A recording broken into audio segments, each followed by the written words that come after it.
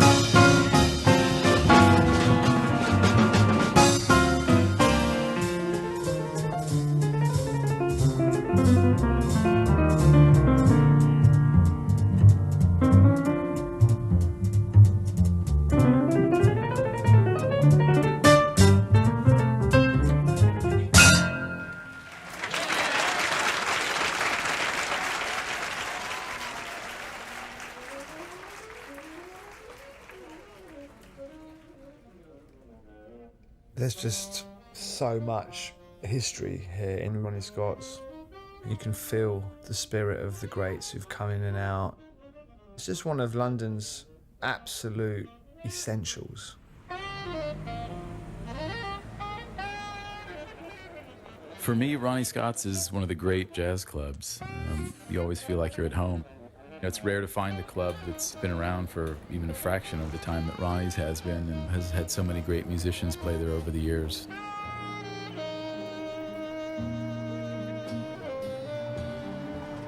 I like watching people when they walk in. You can tell whether they've been here for the first time or not.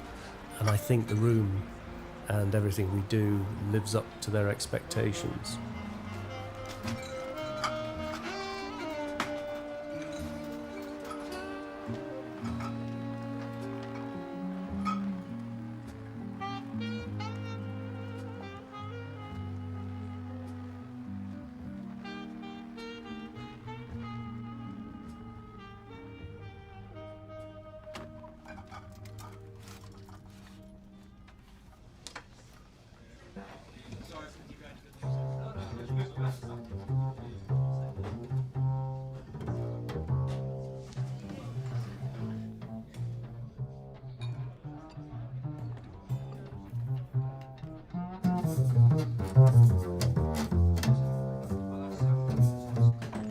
To run Ronnie Scott's, you really have to understand the legacy, why it was started, what the ethos was of the founders of the club. It is a national institution. It is a responsibility.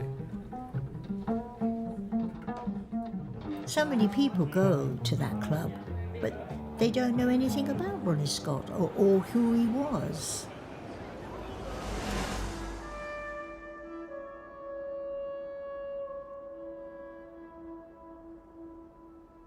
I mean, running a jazz club at the best of times is always a kind of knife-edge business. You make it one week and then the next week you don't, and you use the money to pay whoever you owe. And only really an idiot would go into the jazz club business, let's face it. The club, I think, was Ronnie's life. You know, from the day that he opened it. He had this plan, and I think, yeah, he devoted his life to it. Everybody followed him. I mean, he was regarded, really, even if it wasn't written down, he was the leader. He wasn't going out to be a leader, he was just what he was. He was always gracious, inviting, and free to share his ideas with everybody. It was interesting to be a part of it. I will remember him as an absolutely crucial catalyst to the British jazz scene who never ever thought he was.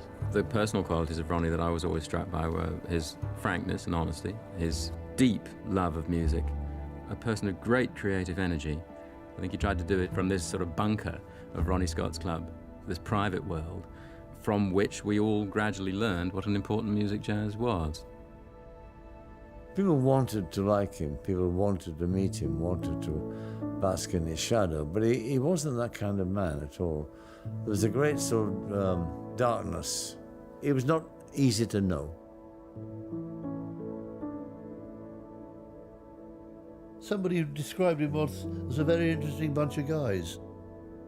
He was something to me, a different person with his various women. He was at his best when holding court in the office of the club. Each individual that you speak with will be totally convinced that that was the whole Ronnie, that they really knew Ronnie thoroughly.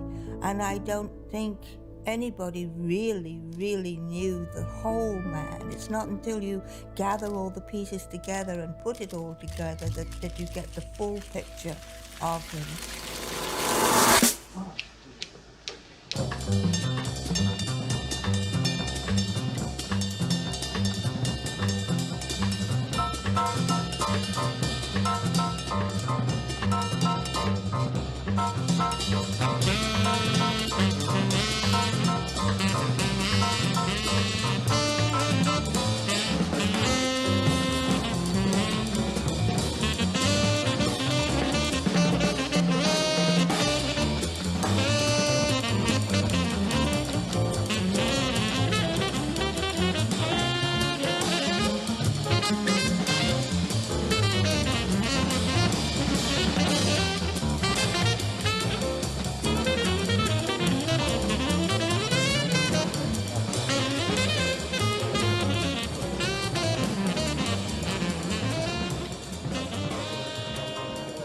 I come from a very poor family in the East End of London.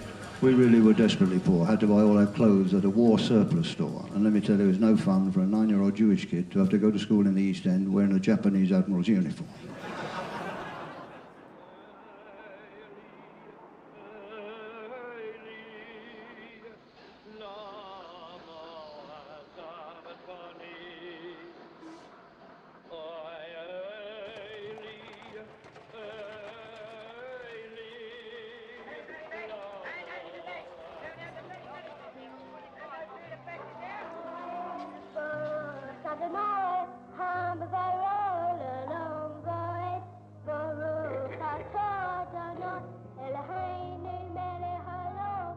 Ronnie, you're a Londoner, aren't you? Yes, yes.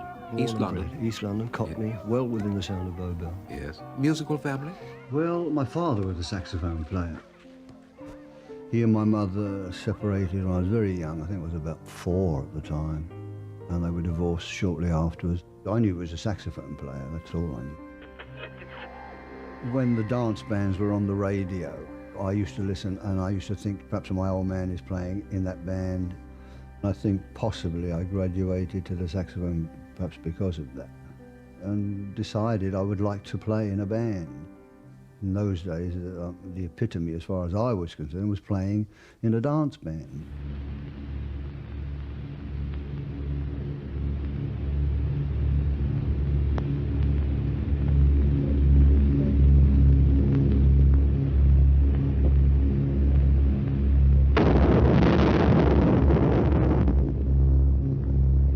are not Hollywood sound effects. This is the music they play every night in London, the Symphony of War.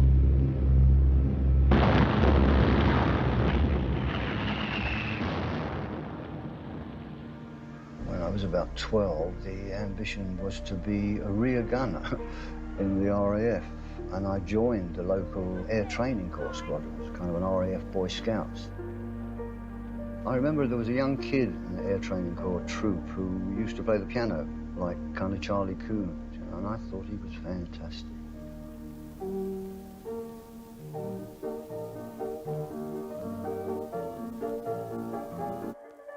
I didn't know what I wanted to play, really. So I tried this cornet, which I bought for £5 from a junk shop that I passed on my way to school. It was held together, I remember, with black masking tape. Then I got a soprano saxophone, and it was a very, very early model, I remember, and I found it extraordinarily difficult to play. I still do.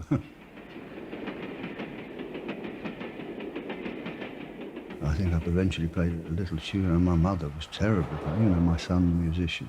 It was dreadful noise from the soprano. My mother and stepfather saw that I was keen on it and decided to buy me a proper saxophone.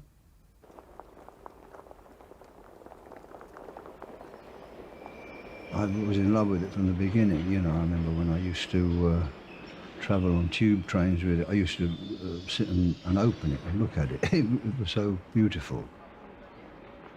I used to go to this club in the East End of London, and we used to have what we fondly thought of were jam sessions in the basement. I would love to hear a tape recording of that noise we made. It was great fun.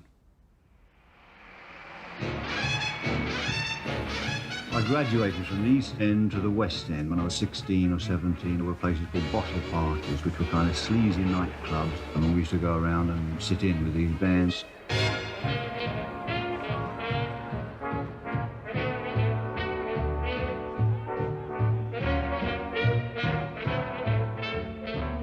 I worked from there with a few bands on the road, and then I went with Ted Heath's band when I was 18, which was the big break, I suppose. It was the band of the day.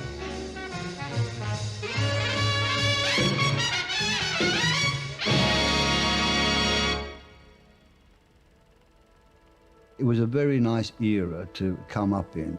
I always get the feeling that the musicians of my generation had the best time. It was all new, it was all exciting, there was a great deal of camaraderie around. It was just great fun. I knew of Ronnie, of course, by coming to listen to him play, and Ronnie was superb. When did you form your own first band? That was around 1954, 55. I'd been working with Jack Parnell's band, and then there was a kind of a bust-up, and several of the guys left. We just had the idea of forming this cooperative band, so we did it.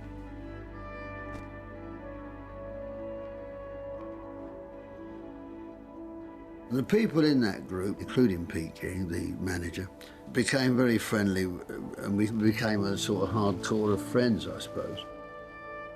Pete and I were musicians together. He was a saxophone player, and we've been together ever since. Seems like yesterday. And you know what a lousy day yesterday. Pete, of course, was interested in management. He loved deals and he loved negotiations and he loved finding out how far he could go in getting the deal to his advantage. Ronnie and Pete were incredibly loyal to the musicians they admired. I had a phone call one afternoon. It was Pete King, and he said, we want a vocalist. We'll be touring about 5 days a week. And at that time, it was fantastic money. It was £5 a gig. I nearly fell on the floor when he said that. He said, how's that sound? I said, yeah, it sounds good. But their agent said, if you want to go on the road and play dance halls, it'll have to be commercial. Jazz? Oh no, didn't stand a chance. Because it was damned in the eyes of the musical establishment, we were unemployable. That's right. I mean, this is why we had to form our own scene.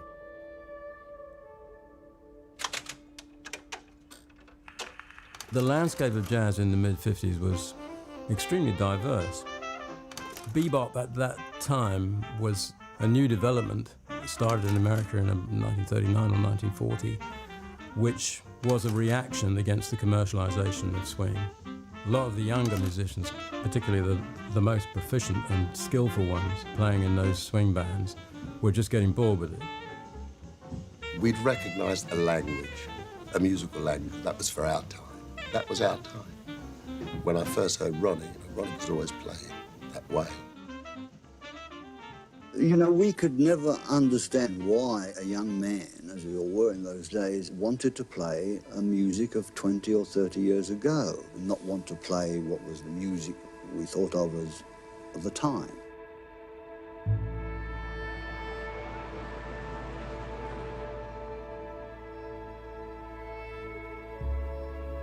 There were a lot of American servicemen, of course, around at that time, and one of the musicians that was around was Art Pepper, who was a military policeman of all things, the most unlikely military policeman you can imagine.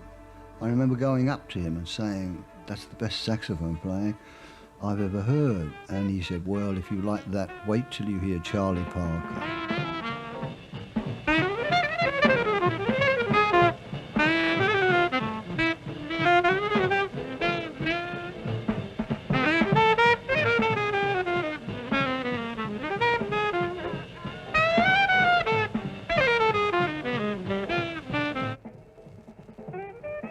When our saxophone players first heard Parker, well, we thought, was Jesus Christ alive? It was absolutely phenomenal. Everybody that played the saxophone was bowled over, literally bowled over. Welcome to the Club 11! It's almost like a youth movement because these were young musicians who adopted what they called modern jazz at the time, and it was a new language that Charlie Parker, Dizzy Gillespie and Thelonious Monk were introducing to the music. It was less staid than the big bands that had been playing primarily dance music.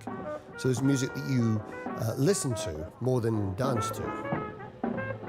It was basically down to everybody that was interested in trying to find a way, harmonically and rhythmically, of studying bebop. So one of the things that we did do was sign on to what we used to call Giraldo's Navy.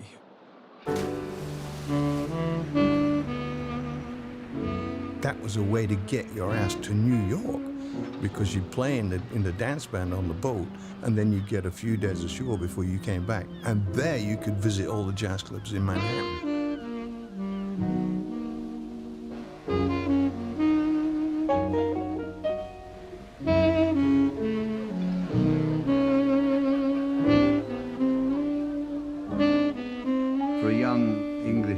Jazz musician to go to New York in those days, it was like being transported to dreamland.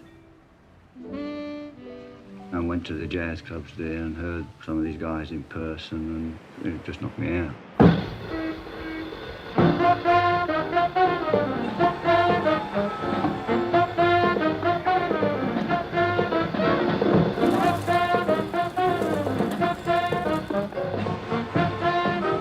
The first time I came to America, we got in this cab, and the driver would kind of turn around to us and say, "You guys from London?" And it was in this Brooklyn accent. Tony, my friend, and I looked at each other, and we just grinned. It was like being in the movies. The first street sign we saw was 52nd Street, which even then, to us, was a hallowed name. 52nd Street was where all the jazz clubs were, playing old jazz, new jazz, everything in between.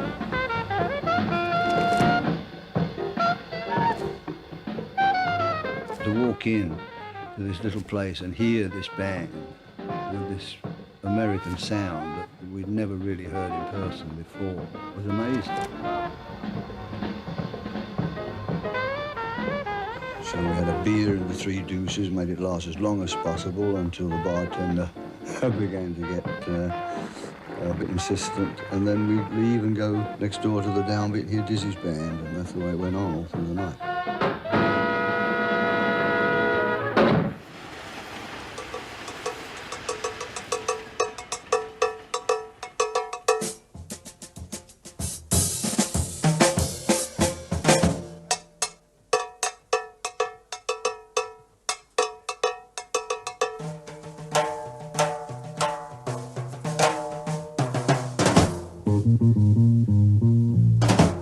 never go back to Georgia, because I like London.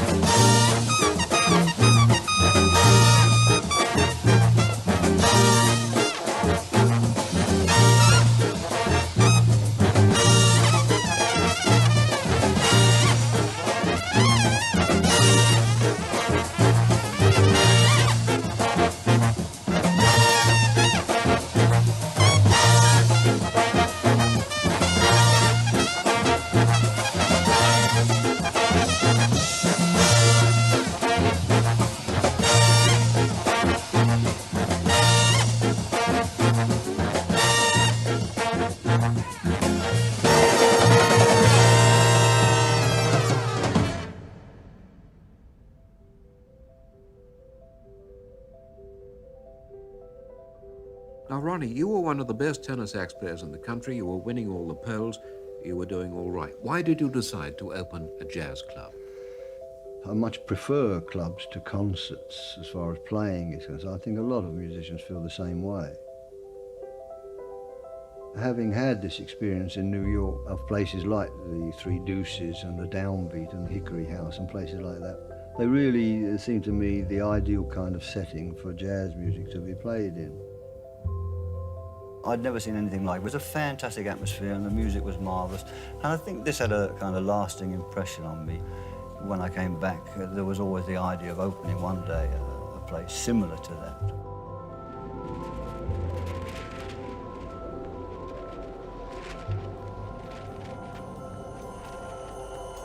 He had told me that coming back from New York to London, he had plenty of time on the boat to dream up how he wanted his club to be. He pictured it completely. We used to get in the coach at whatever time with a cushion and duffel coats, freezing, you know, and we used to sit and talk and say, well, wouldn't it be nice if we could open up a club? The seed was sown, really. I used to overhear them talking about it. He said, I can provide the music of what I want and I can play in the club, but I'm not a businessman. Pete King was the businessman. And they had this dream of having a club. Pete was basically the rock around which the club was built, and Ronnie was the stardust.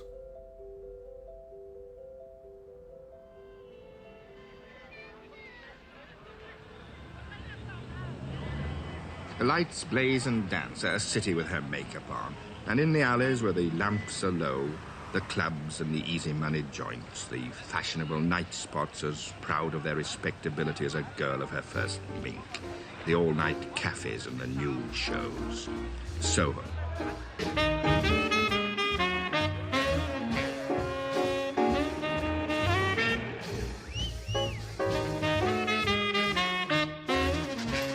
Well, it was such a bohemian, colourful sort of place, marvellous characters. It was very cosmopolitan, and there were a lot of artists and musicians who used to meet in Soho and various pubs and clubs. And there were the ladies of the night, and there were marvellous restaurants to eat in. There were the gangsters, of course, the people like Billy Hill and Jack Spot. If there was any violence, it was amongst themselves. They never touched members of the general public, and in fact musicians in particular, they left alone entirely. They were very friendly towards the musicians, and it was just a great place to be. I said just now that I wouldn't do it again, but I apologise if you paid more.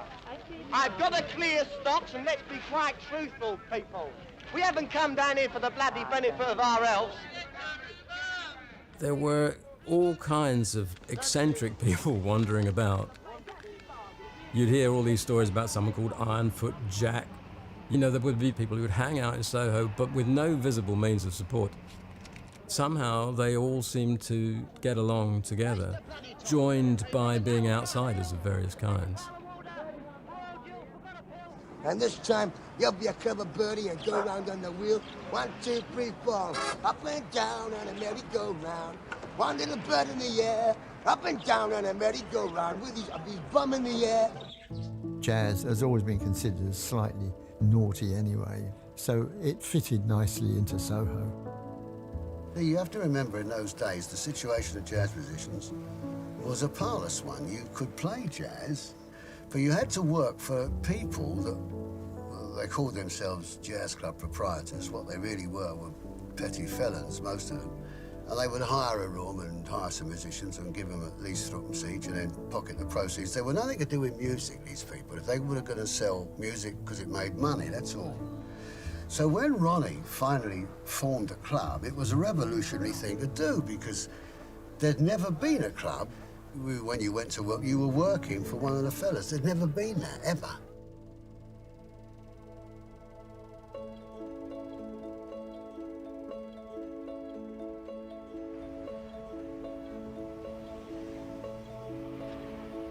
These premises became available in Gerrard Street. They were a taxi driver's kind of all-night cafe at the time. So we took them over. We spoke to the landlord about it and we went ahead with decorating it. My father-in-law came down from Manchester to do the carpentry. I remember we went down to the East End and bought 60 or 70 second-hand chairs. We hired a piano and some PA equipment, and off we went. The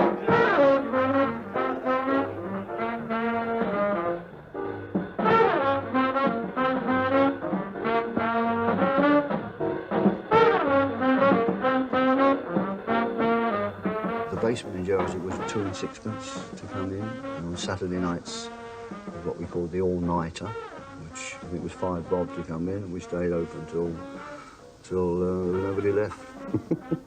They had pictures of jazz musicians on the wall, and the chairs were in rows, neat rows, and they all faced the stage.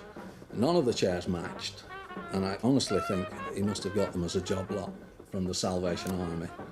But somehow you felt that you were in the genuine in-crowd of the musical jazz circle of London. You'd arrived in a club that was designed for jazz musicians. We'd occasionally go down Gerrard Street in the middle of the night and walk down the little wrought iron staircase and tap on the little wooden window which they'd slide open. And it was either Ronnie or Pete himself. And said, like, any chance of popping in for a minute to have a listen? And usually the answer would be, no, fuck off. It was a nice little room. I mean, I would have been quite happy to stay there for the rest of my life. We just paid the rent and paid the guys, and that was it.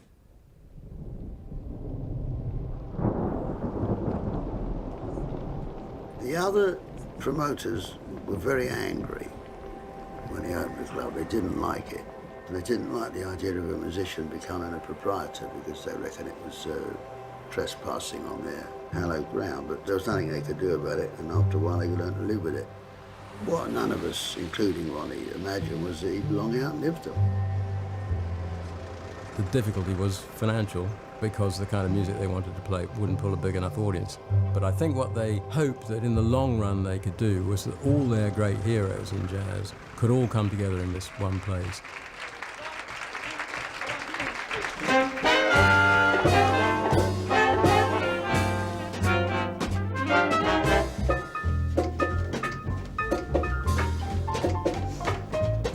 What you do, it's the way that you do it. What you do, it's the way that you do it. Take what you do, it's the way that you do it. That's what gets the results.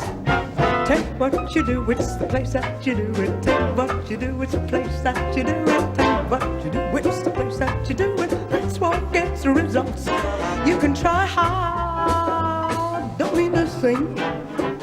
Take it easy, breezy, then you're bound to swing. Tain't what you do, it's the way that you do it. Tain't what you do, it's the place that you do it. Tain't what you do, it's the time that you do it. That's what gets the result. That's what gets result. It was very difficult to make ends meet. Local musicians are taken for granted. If we were going to stay open, we'd have to import foreign musicians, Americans in particular. We tried to run the place on English music, and it just didn't work. It just didn't work. You know, this is the one thing really that I find a little discouraging, is that there are so many good jazz musicians that one would like to present and one knows that are good players, but just don't mean anything economically because they're not, they haven't had the publicity or they haven't been built up into the legend that some players have, you know. They weren't making the money that they had to as a business to make it work, and they felt, well, they needed somebody of international status. And in those days, the only saleable jazz musicians, and their heroes, of course, were American jazz musicians, and that's when we have Zoot Sims coming here in 1962.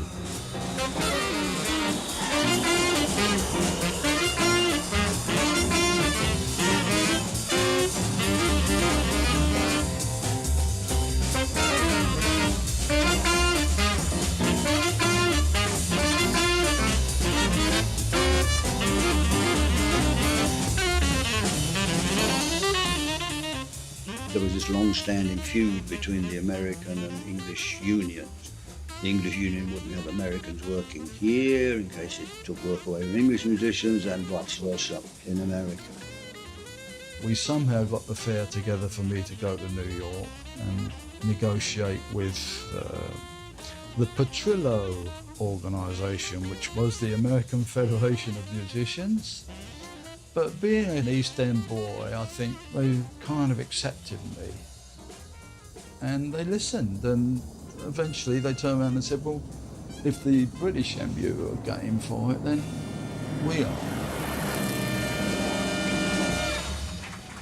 That's very unheralded what they did there, the two of them, fixing up those exchanges of musicians, which opened the door to American musicians being able to come and play here more generally. I think that's such a huge contribution to British music.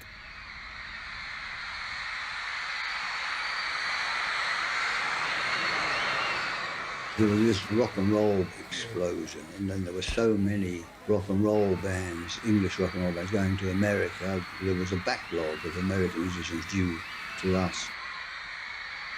You know, I mean, the Sex Pistols would go to America and we'd get Sonny Rollins, you know, like the bargain of the century.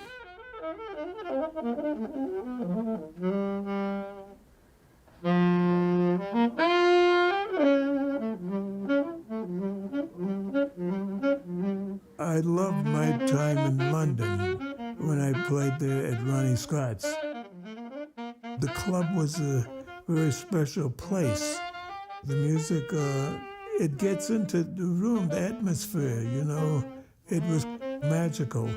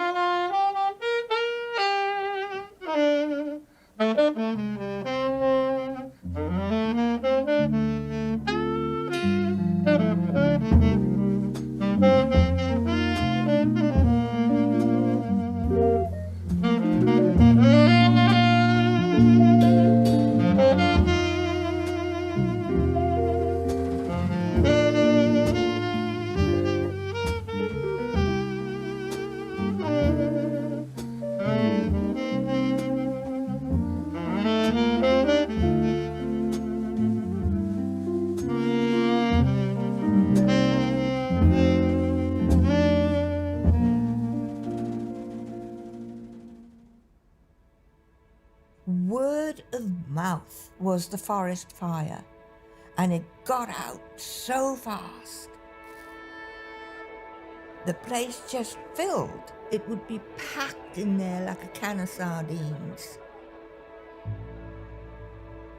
It was the music that fascinated me, and the chance to sort of see some of the greats I'd only heard on radio. musicians were mostly stoned half the time, and so was half the audience, I think. So there's a kind of a link between us and them.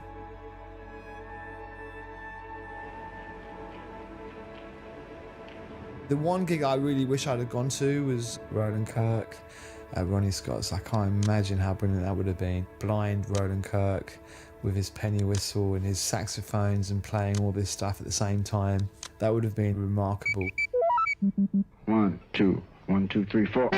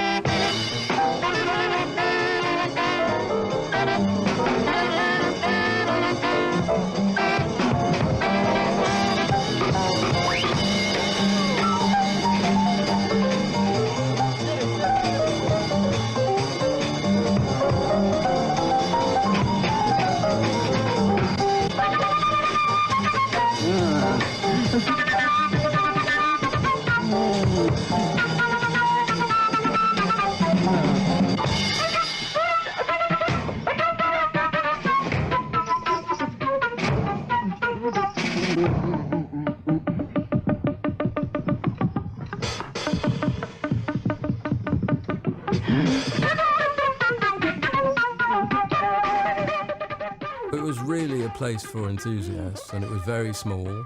The musicians coming in to play had to come down the spiral staircase and go through the crowd to get to the bandstand, which was at the other end.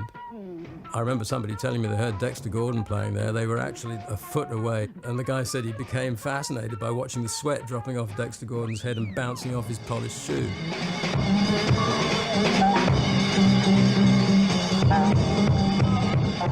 Ronnie Scott's was the joint to go.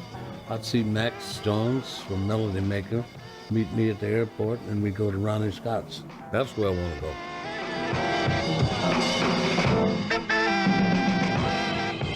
It was great. The atmosphere was wonderful. The only thing is, it wasn't big enough. And so that's when they found the new place.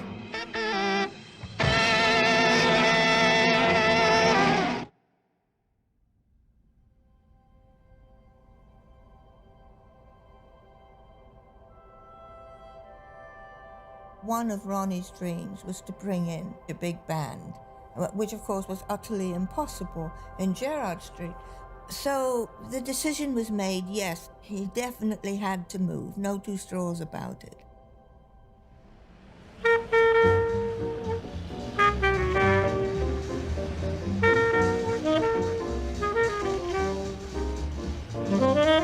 From that basement back room in Gerrard Street to 3 stories in Frith Street. This was a big investment. This was taking a big chance, wasn't it?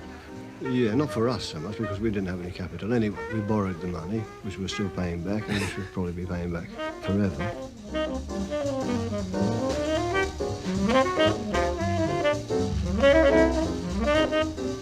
This was a bigger venue, and it also, I suppose, was closer to the idea of an American jazz club, a New York jazz club that Ronnie had had in his mind for so long.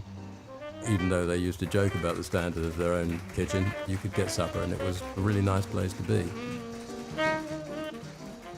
With Frith Street, the promises in Frith Street that we had was everybody was after it, but there was a gangster by the name of Italian Albert Dimes, and Italian Albert made sure that we got it. When he made sure. Well, Albert Dimes was the kind of godfather at that time. And when we opened here, he bought us a magnum of champagne. It was in 1965. He bought us a magnum of champagnes over there. And he said, when you're out of debt, open the bottle. You know, it's still unopened, you know. He used to come in the club after that, and he would always pay to come in, always pay for his food, and Ronnie would occasionally send him a bottle of wine which he would accept. He didn't want anything. He liked us, but God help you, he didn't like you. I was in there one Monday afternoon with Pete and Ronnie, and we were discussing business, which by then it wasn't too bad. And a couple of, I can only describe them as Herberts, came in and said they wanted to sell us protection. And for £200 a week, they'd make sure we never got any kind of trouble at all. And Ronnie said, that's a good price, but I will have to take it up with our other partner, Italian Albert. Well, those guys turned round, and they were out of the door so fast, You couldn't see their asses for dust.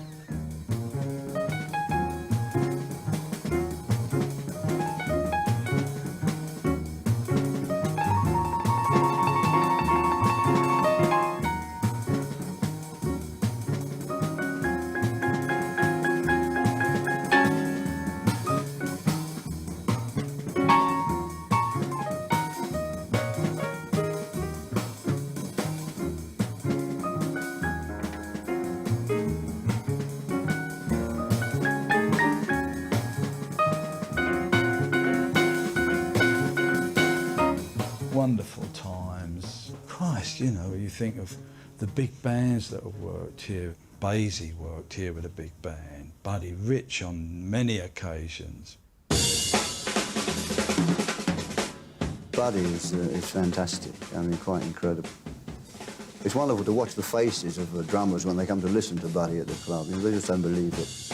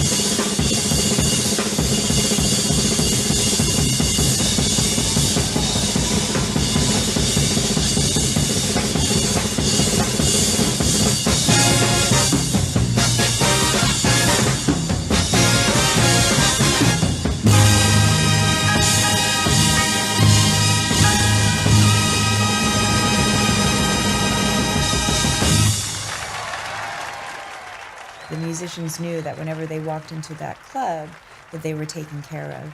People were excited to perform because they knew the red carpet was rolled out for them. Pete was so enthusiastic about it. It was his dream to have a club. He'd tell me about it. He says, you've got to come down and see it. He just was enthralled with the music. He used to sit there like a kid.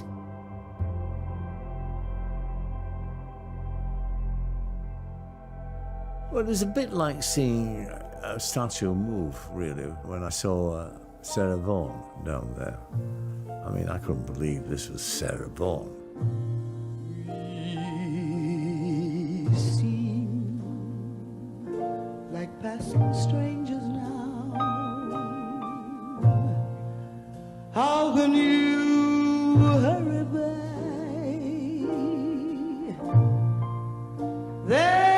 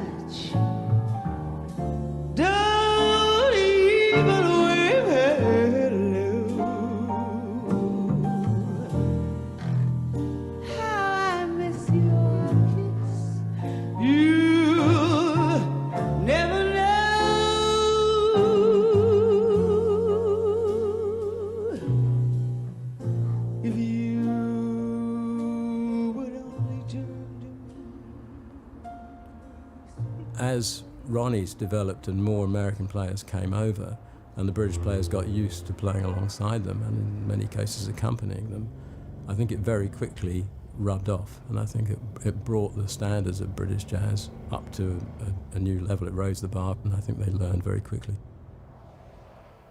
Most of the musicians I know are really very self-conscious and nervous and concerned about their playing. It is their life. Most jazz musicians are very dedicated people. And once they've done their bit, which is, you know, as I say, it's really a terribly difficult thing to try and improvise something new every time you go on. Once they've done their bit, it takes a great deal out of them mentally. It was a chance to see somebody who is flying close to the sun, you know. They knew their instrument, but it's what they said with it that was fantastic. That's what brought the punters in, because they were seeing something and listening to something which was extraordinary.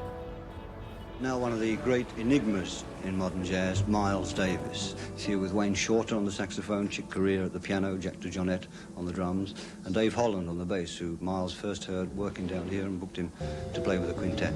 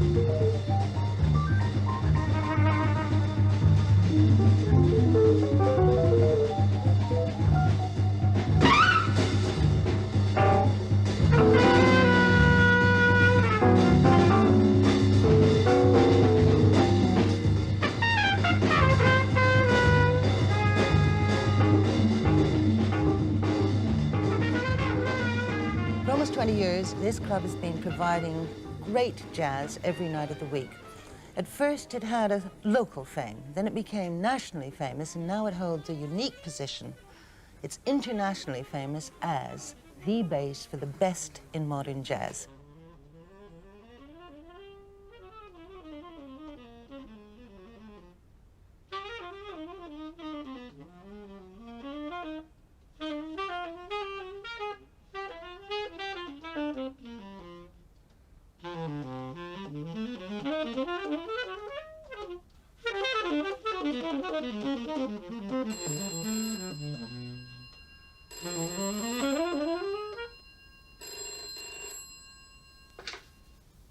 Hello, Ronnie Scott's club. Yes, we're open tonight. What time do we open? Well, what time can you get here? No, you can wear what you like. Just wear a tie. Nothing else, just a tie. Okay, bye-bye.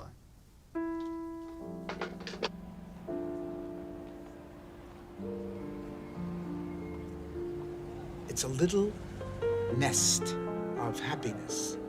All the recent wounds are all healed here at Ronnie Scott's, because there's always somebody blowing something beautiful and talking the kind of unconscious poetry that only good music can speak to you.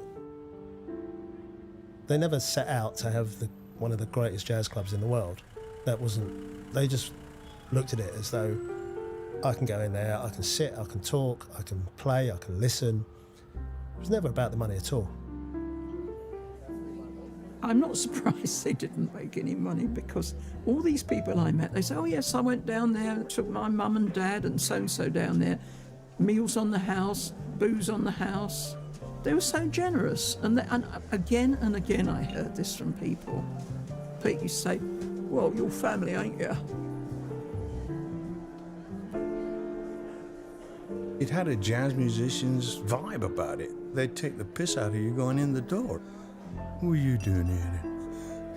just that like they couldn't be bothered half the time. But the staff in the club had that similar attitude. They were all there, loyal.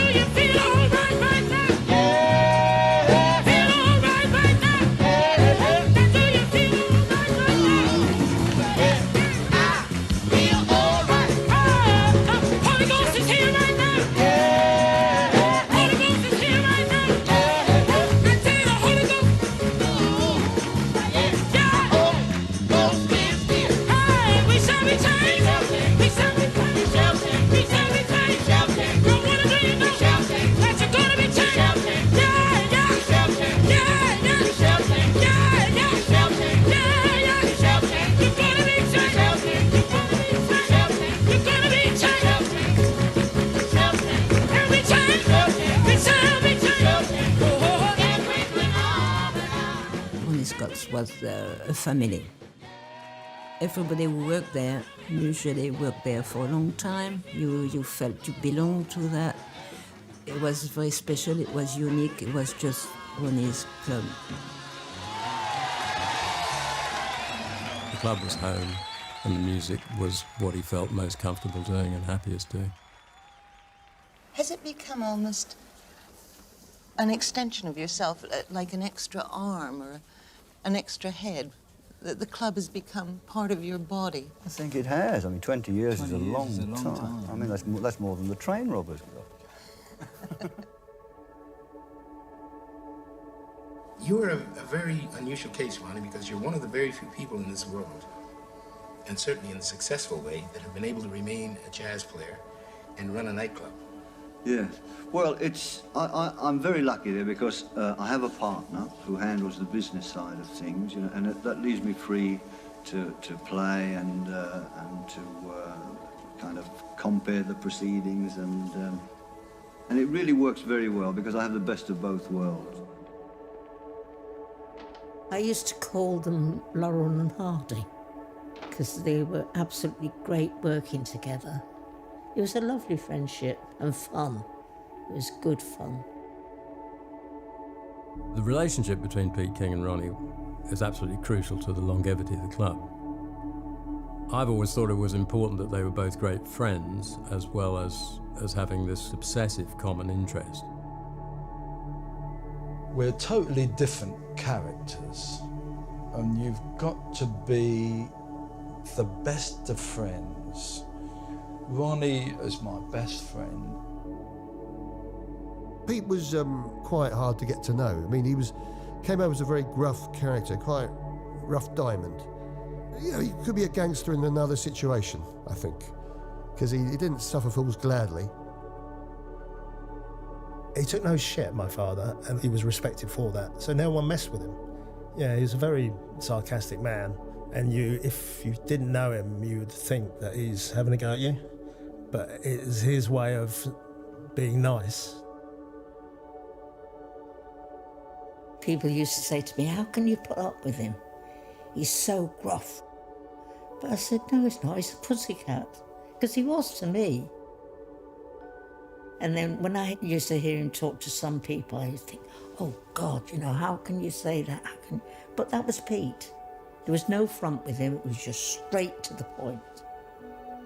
If he'd have been soft, he would never have got where he got. The running of the establishment, I'm sure Ronnie would tell you, is difficult for me to say it, but it does fall upon my shoulders. It was, in a way, like a marriage. You know, they'd fall out and they'd get back together again. I mean, sometimes Pete's come home and said, that Ronnie, I'm going to kill him. He's so bloody awkward. Because he used to take the takings and go out and gamble. If Ronnie could gamble the club away, he would have done. Pete was the one that kept him under control. Well, he tried, anyway. I don't think he succeeded very well. But there was always money troubles there. There were times when you thought, oh, good Lord, I think we might have cracked it this time. And no sooner you think that, oh, and it looked as though we were going to have to pack it in. But I remember when the chain was going to go on the door and the accountant turned around to Ronnie and we were having this sort of final crunch meeting and the accountant said, look, you've got to stop. And Ronnie looked at me and said, what do we do, Pete? When things were really desperate, you know, I used to come to work and there were guys in suits and notebooks there in the afternoon walking around making notes of how much the piano was worth and how much the tables and chairs were worth and stuff like that. Must have been horrifying. It was, and we were very close to just having to forget it all.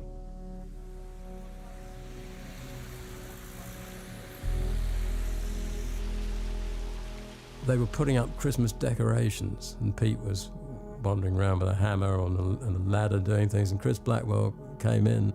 He said, hey, Pete, what's this about the club's in financial trouble? So I said, well, most clubs are. There's a hell of a recession going on at the moment, you know. And, he said, how much trouble? I said, £100,000 if we want it. He said, are you going to run it like you've always run it? So I said, well, we don't know any other way.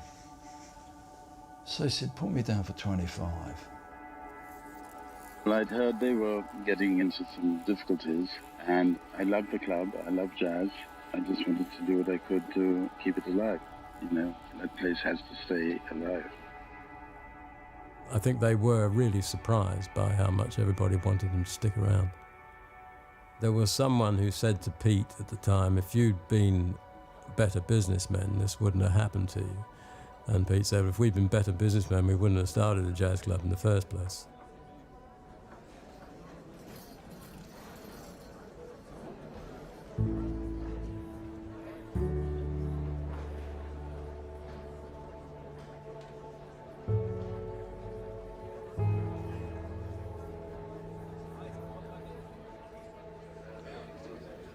They have a very casual attitude towards the customers, but a very rigid attitude towards what they have on offer.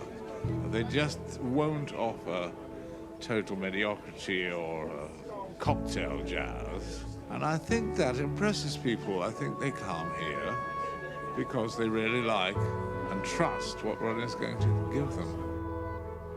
I'd like to see the music business in such a position that one could put on, for instance, someone like Donovan in the main room and, so it was at the Gary Burton Quartet. And upstairs, the discotheque would play good pop music. And I'm convinced that this is where the future of jazz lies, in appealing to the people that like pop music, you know. And I'm sure this is possible because there are so many pop groups now, especially the forward-looking ones, that are playing jazz. Whether they think so, or they realize it or not, they are. To recall what happened that night at Ronnie Scott was a magical night, and I'll never forget it. We were booked at Ronnie Scott's with Eric Burden and War. This was probably one of the hottest bands in London at the time. We were on fire. I went down on the Wednesday. Whenever I was going to a decent gig, I used to like to get a tape recording of it. I had my recorder in the bag and I set it all up. War come on. And he said, one of our friends want to come and join in. Jimi Hendrix came in. I was standing on stage and I saw him in the audience, and he had a strap in his hand. He was coming towards the stage, and I noticed his eyes were just so white and wide open, you know. He was ready to play. We started jamming a song called Mother Earth, which was this hardcore blues. Jimmy lit into a guitar solo. I mean, me and Jimmy were just cutting the place up. We were tearing it up, me and him, back and forth, back and forth. Great night.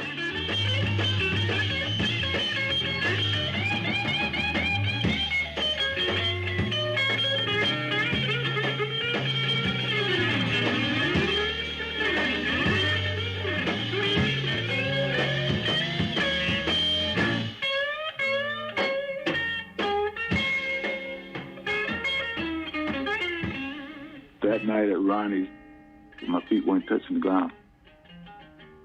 The next night, we got word that after the set, Jimmy had died.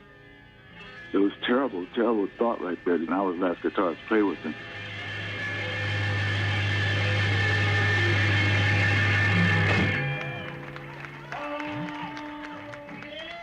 When people started coming to Ronnie Scott's in Frith Street because it was a kind of hip, slightly risque West End nightclub, I think that meant then that they had to offer them something more. And Ronnie, who was an absolutely natural comic and had been the front man right from the beginning in a way, but in Frith Street his role as the announcer and the extremely funny MC expanded. Shh, quiet please, Ronnie's talking. Fellow loses his dog, puts an advert in the paper. Here, boy.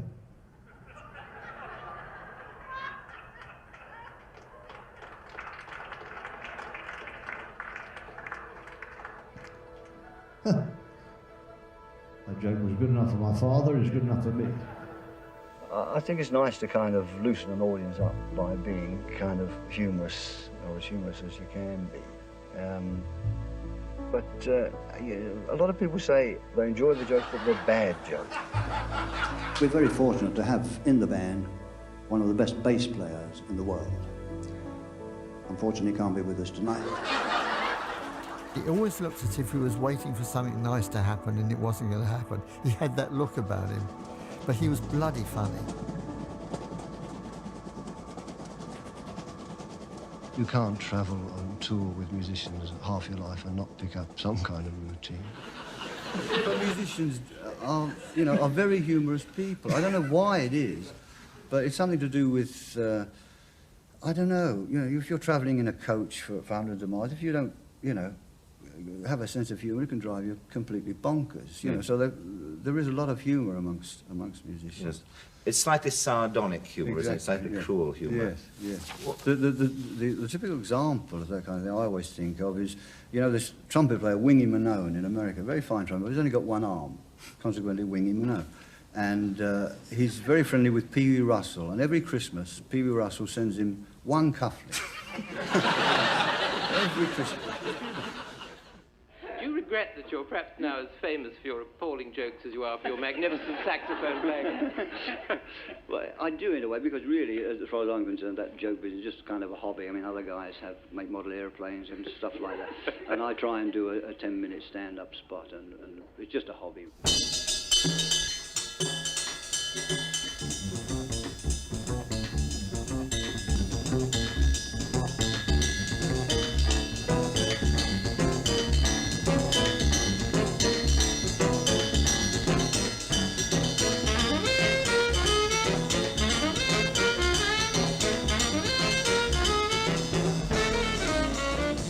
I've got to tell you, there was a TV quiz program a few weeks ago, and one of the questions was, what instrument does Ronnie Scott play? And there were 4 people answering questions on this quiz. One said the trombone, one said the drums, one said the banjo, and one said the piano. Oh, my So I goodness. don't know how well known I am. As far as I'm concerned, I still feel that I'm a saxophone player. Some people thought of him as a funny man. They didn't mention him as a musician, and that could really upset him, because he wanted to be known as a musician, not the clown that's going to introduce the musicians. There was something there which was imponderable, basically. And, in those days I didn't have the time, nor he had the inclination to discuss what it might be. His vision of himself was so self-effacing that it was destructive. He couldn't see that the humour that he brought to the people was clearly, distinctly important to the audience. He saw it as a buffoon making a fool of himself on the stage. Isn't it rich? Aren't we a pair? Me finally here on the ground, and you in there sending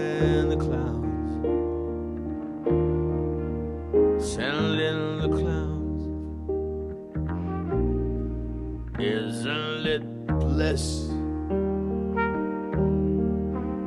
Don't you approve?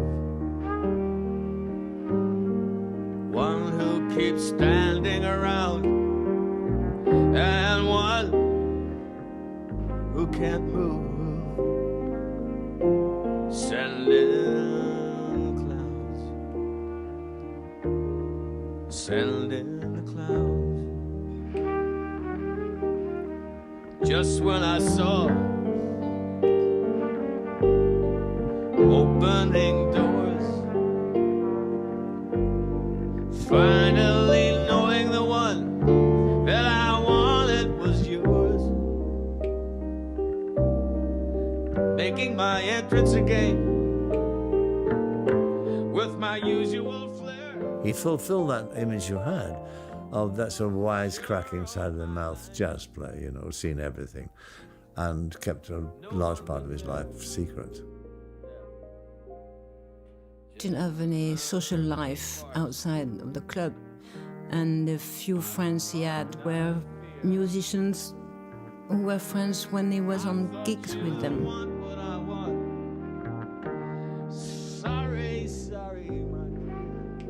Never went to any of these musicians' house, or they never came over. It was just work, music, and home. Isn't it rich? Isn't it queer? Losing my timing like this late in my career. Send in the clouds. Send in the clouds. When I was very young, I used to think that anybody that could play that good had to be a very nice, intelligent, psychologically balanced guy. It isn't true by any means that some of the best players I know are completely hopeless as human beings.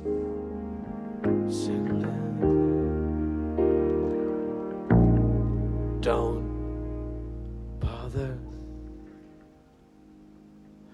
They're here.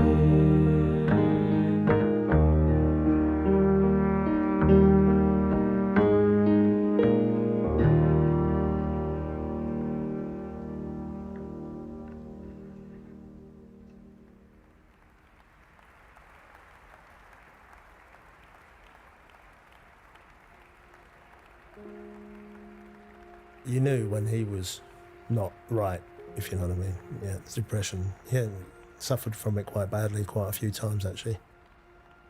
He used to come round for Christmas and things like that.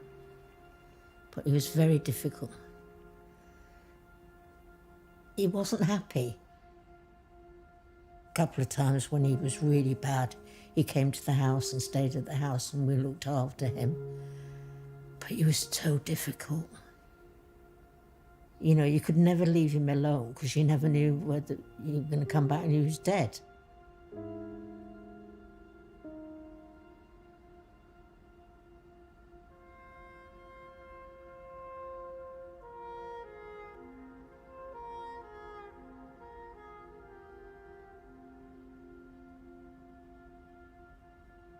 Those things were kept very quiet by the kind of whole club setup. And it was part, I think, of also that rather macho East End background that him and Pete had had. You could acknowledge being an alcoholic or a heroin addict or something, but you couldn't acknowledge having a mental problem. It was somehow shaming. The first sign that we saw of the depression was actually in 1965. He didn't know what was happening to him. He was just terribly distressed. So we hid it. Didn't want anyone to know. He absolutely didn't want anyone to know. And we would leave the club in the early hours of the morning, 4 or 4:30, and he could drop the mask that he'd had up all night, and he could be himself, and himself was falling apart. Nobody talked about manic depression. Nobody knew about it. You know, if you suffered from that dreadful illness, you were ignored or you were told, well, he's just, you know, he's just a drunk or he's into drugs or he's not taking care of himself, when they don't realize that you can't control that.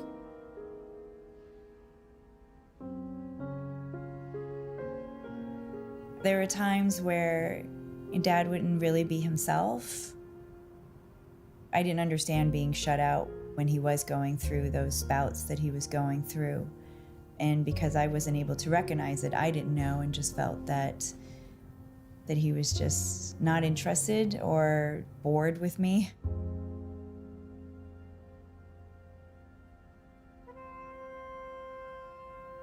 That it was later on in my life where I could really have a better understanding and not make it about me and not take it personally, as it is a very selfish disease. I feel like the only thing you're really thinking about as far as others is just that you're more of a burden than anything else on anybody, but you're not able to see what it would do if you were no longer here. It's more of, I'm just a burden, they don't need me around anymore. You know, I don't look ahead. I just live day to day at the moment. Everything's okay. You know, I can't look too far into the future, I'm afraid. I've never been that way. He could be going for years without drinking any alcohol, not taking any sleeping tablets, not taking any drugs. It's just, you couldn't always check on what he was taking, but you would soon realize what was going on. Unfortunately, I witnessed several suicide attempts. I remember one particular occasion on a Sunday morning. He called me in tears. I said, what's the matter? He said, I feel terrible. I said, should I come over? He said, no, you've been a good pal, Wally. No, I'll be all right. And that's the sort of thing I would get from him. I particularly remember that one. When he was in the Priory, I remember him saying to me, why does Pete keep on saving me, Stella? And I said, I don't know, Ronnie. And he said, why don't you just let me go? And I couldn't answer him.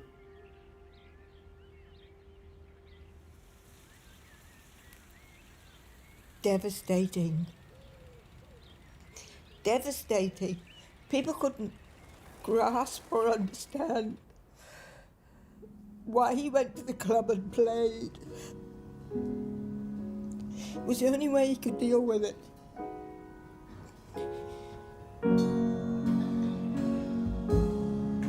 People say to me,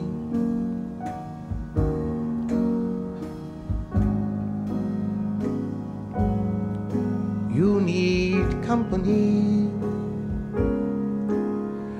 when you have some time to spend. Drop around when you need a friend. They forget I'm not over you for a while.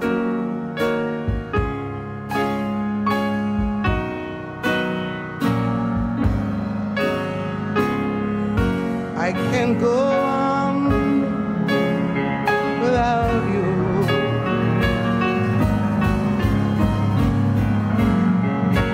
Your love is all I'm living for. I know whatever betides me, I love you, Cece. When you hit the bottom and you think there's just nobody and no reason to carry on, so you hit it hard and you come out or you don't.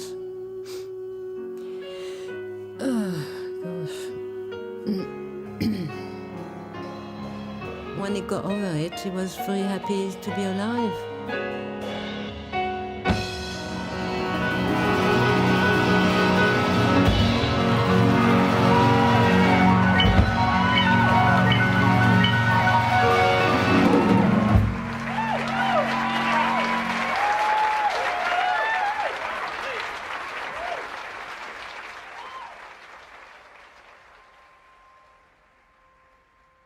really feel that the jazz musician is an artist. He doesn't owe anything really to his audience except to give the best performance musically that he's capable of, which most jazz musicians, or every jazz musician that I know, does anyway. You know, whenever he goes on the stand, it's a kind of trauma he's in. He tries to do his best, and you know, it's very frustrating most of the time that you can't always play at your peak. I think your sense of self, your sense of well-being is inextricably linked with your music. You're looking for transcendence that you can't really control. You don't know when it's going to come, and when it does, it's the most exhilarating feeling you can have. And for a second, you can take your hands off the saxophone and it feels like it's playing itself.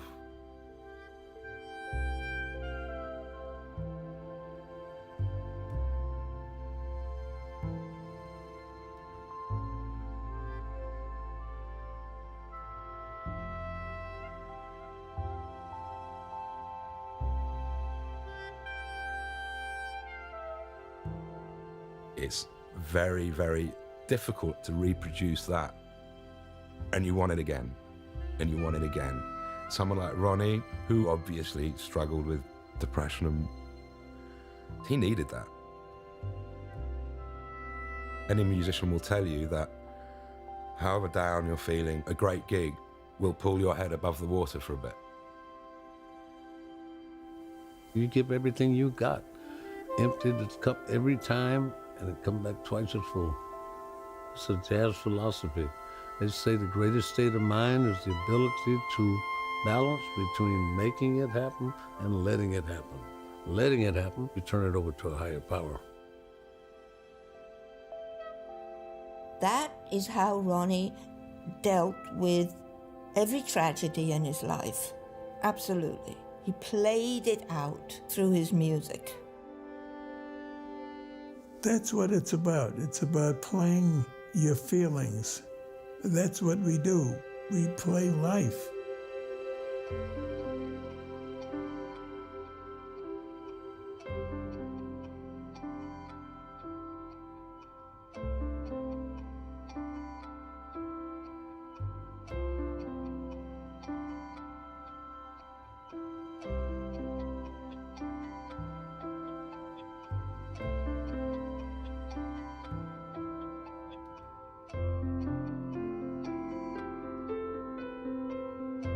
He loved musicians as much as he loved music. You could see he was like a child. He'd switch from maudlin old man to excited young boy, literally like that.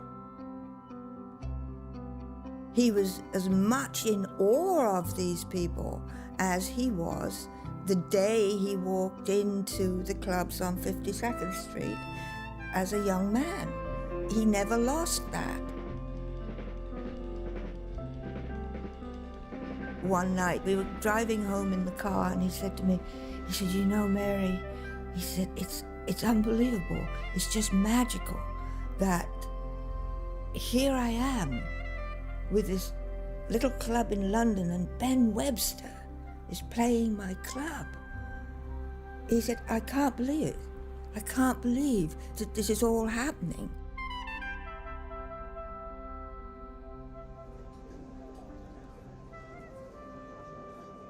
From sitting where his office was, just behind the stage, you realise that he listened to every bit of music that was ever being played on that stage. It was almost like he was an extension at the back there. Keeps me off the streets, I get free food, but the main thing really is I get to hear, you know, great players all the time. It's like having a master class 12 months a year. Hey, come on, man. Come on, man. Hey, come on, man. I'm waiting for the man. Crazy for the man. I'm waiting for the man.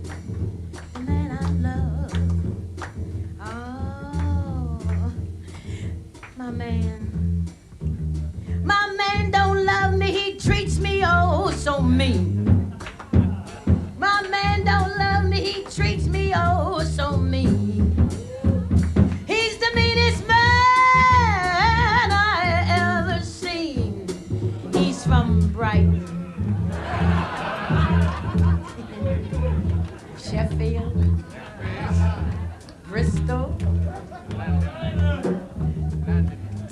all about him, Keita. Tell me about my man. Right? What?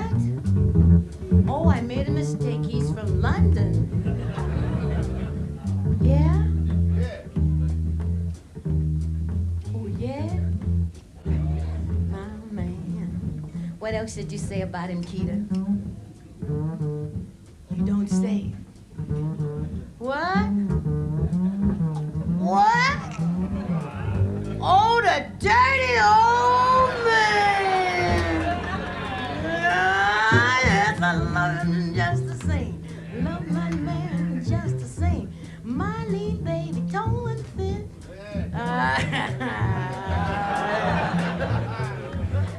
My man, I'm waiting for my man.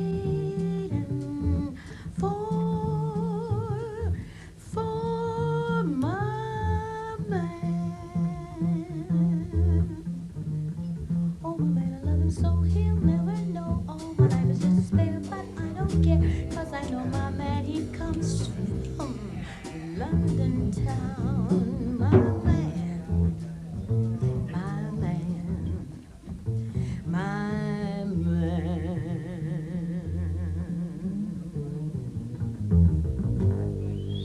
right on.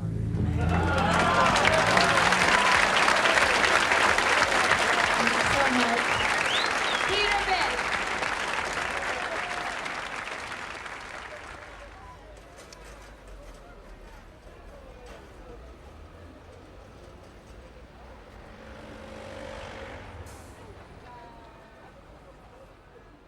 I'm not sure exactly why he went to see the dentist, but this was someone that he's been going to for a very, very long time. So he knew Dad. He knew Dad was a musician. But for whatever reasons, the dentist felt the need to remove all of Dad's teeth to put in porcelain ones.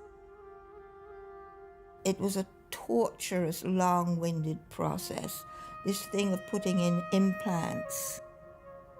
It was the only way he could go and still maintain his embouchure. But unfortunately, the dentist was not an accomplished dentist in that area, and it didn't work.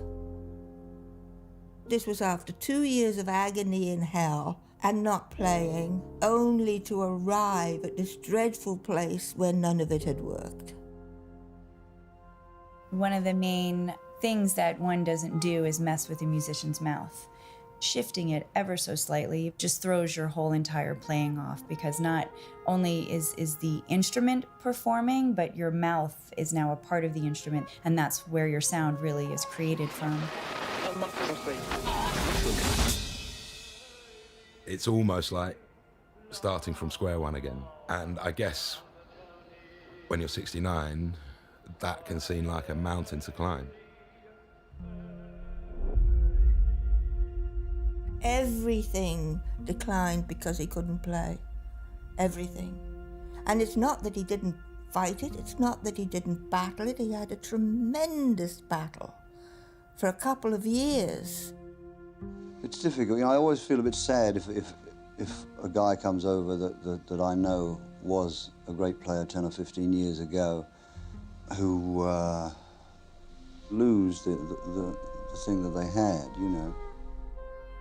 He definitely felt that he was useless if he couldn't play. I think I heard him once or twice use that word. Whenever there were episodes where he couldn't play the saxophone, I think that really brought him to a very low ebb. The realization that he wasn't going to have that probably weighed very heavily on him, because it was his life.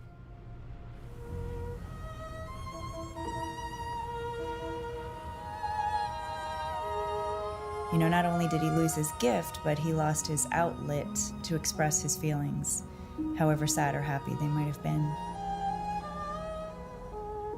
The situation with his teeth prevented him from playing it out. And for the first time in his life, he could not pick up his horn and play. One thing that he said to me then, and then repeated many times after that, is, "Mary, you must understand that if the time comes and I can't play, to my satisfaction, I don't belong here anymore.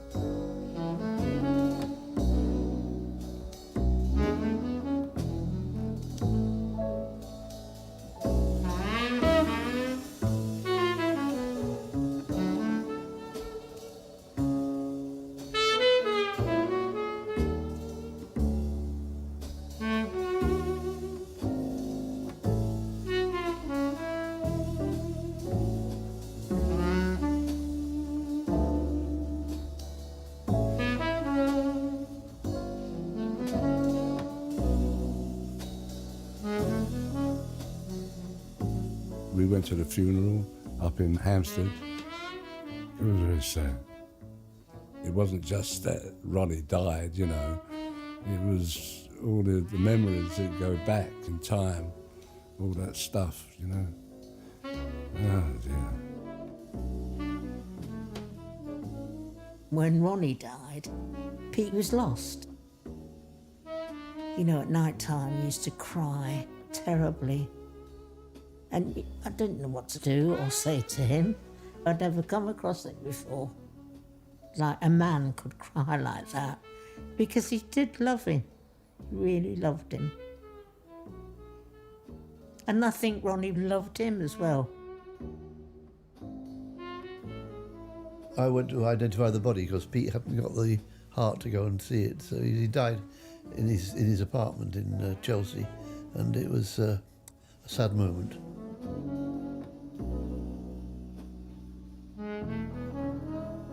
There was an inquest, of course, and the inquest concluded that he'd died from an incautious dose of sedatives. Not that it was suicide. Don't know. I'll never know.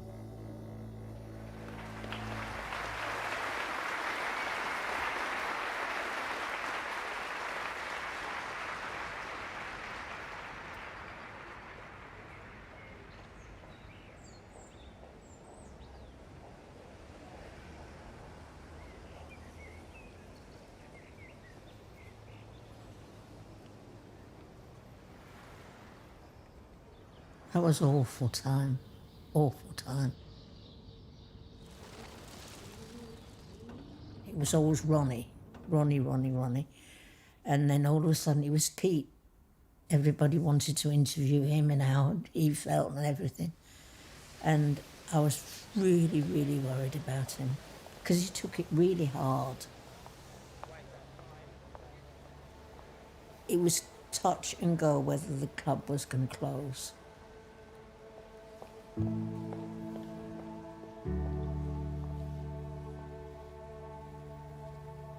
I would like very much for Ronnie Scott's to go on. I don't know how at this stage, but I would like to think that Ronnie Scott's will go on and on and on.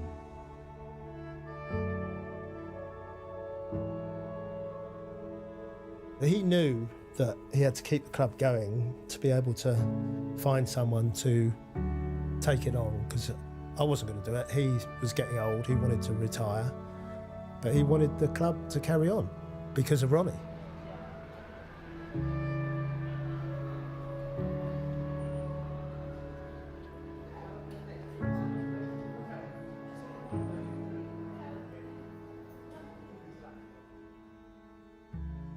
With over 20 years spent transforming and revitalising some of the most historic arts venues in the country, Sally Green is a businesswoman who's earned the unusual title Theatre Regenerator.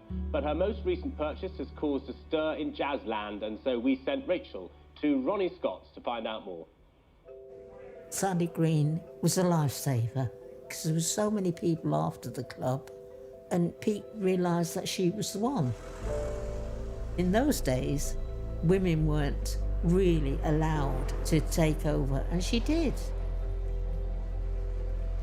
When you think of all the people who played here, it's iconic, it's extraordinary, it's beautiful, and it stood the test of time.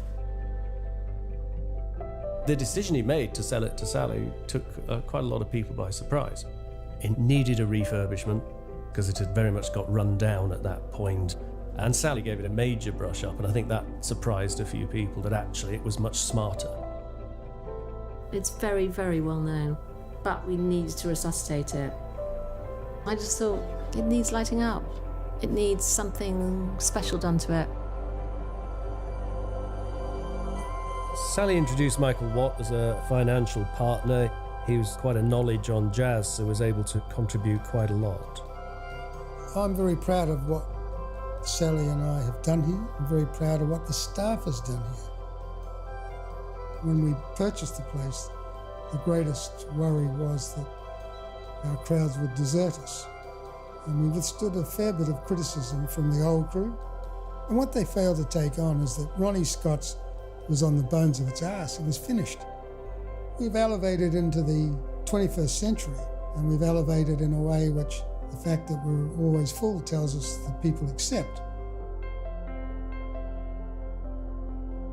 I was curious, but I mean, you know, they updated it and they modernised it, and you know what? The programming's been brilliant. If we've got a decision to make about something artistically, and you go, oh, is that sort of thing Ronnie would book? What would Ronnie feel if we'd booked that? Because we do occasionally go off-piste, but they did as well, and I always hang on to that. There is a very rich legacy with this club that Peter and Ronnie laid down. If we put something on, does it reinforce or does it take away from what they created? We see ourselves as the sort of guardians of the club, but also refreshing it without damaging any of that legacy. I'm delighted. I couldn't be more delighted. I know it's not as it was. It's gone more commercial, but so what? You've got to. We live in a more commercial world. Guys, briefing, please. Briefing. I constantly look at the lineups. There's so much to pick from. There's so much new music coming through, which I think Ronnie Scott's has done really well at kind of engaging with and incorporating into their program. Because it's quite easy for these clubs to just become museums in a way.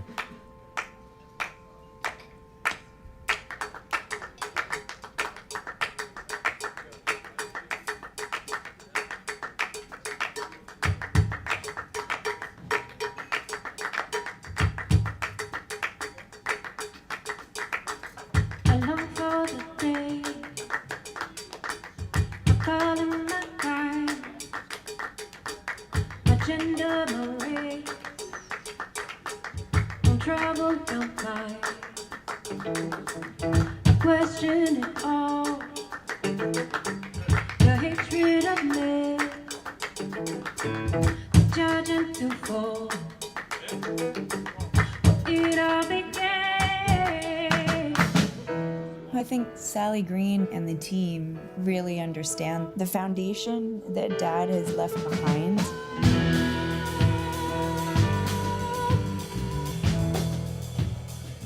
There's an adaptability about Ronnie's, I think, now. It's very shrewdly run by Simon Cooke and others, and I think in that sense they realise that jazz is this very broad church and there's a new interest in it from a younger audience which they can incorporate alongside catering for the traditional audience they've always had.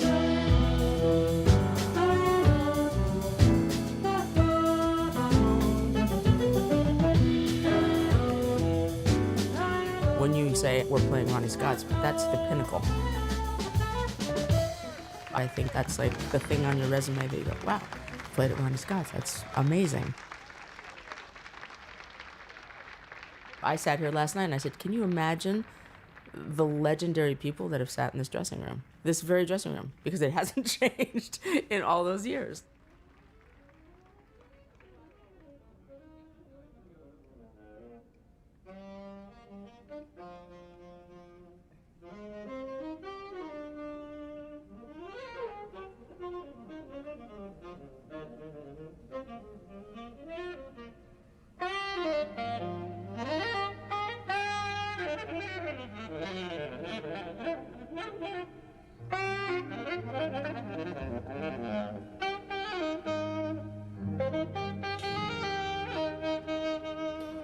The club was Ronnie and Pete.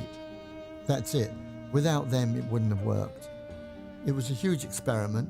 They had to work their asses off to get it off the ground, but they stuck with it for people who love music. Priceless. Priceless. It is the equivalent of so many different things in classical music. It's a recital hall, it's a concert hall, it's a place of learning. It was one of those magic passages in time, and you didn't want to miss a note. Not one note.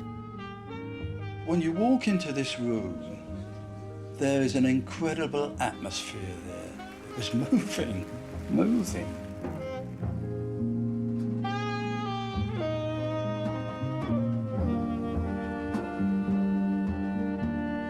For me personally, it's been a total joy. You know, I've had a heart attack out of it and had my real down periods and up periods, but the outcome of it is if I had my choice to do it over again with Ronnie, I would do it all over again. I'd love to. I'm grateful that I had a chance to know Ronnie and Pete. My life wouldn't be complete without knowing those people, going through my experience in London. There's been some phenomenal artists. They've all come through Ronnie Scott's. I really, really am grateful to the place because it just opened up another world for me. I saw all the best. It was like a dream come true.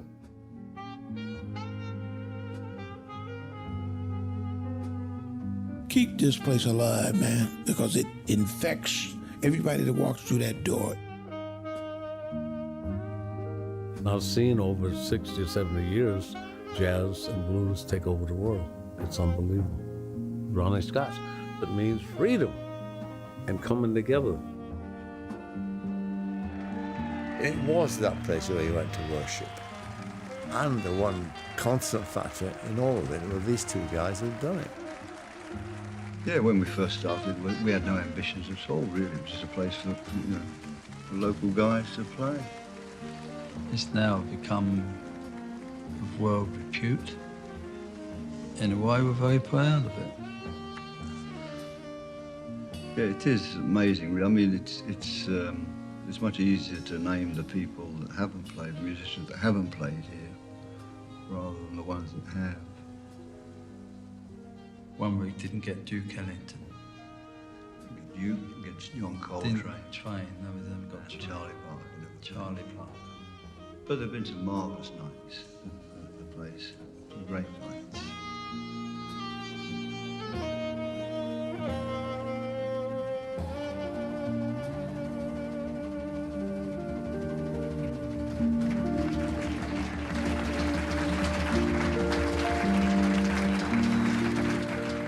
Been a marvellous audience. Thank you very much for listening to me. You've made a happy man very old. Thanks a lot.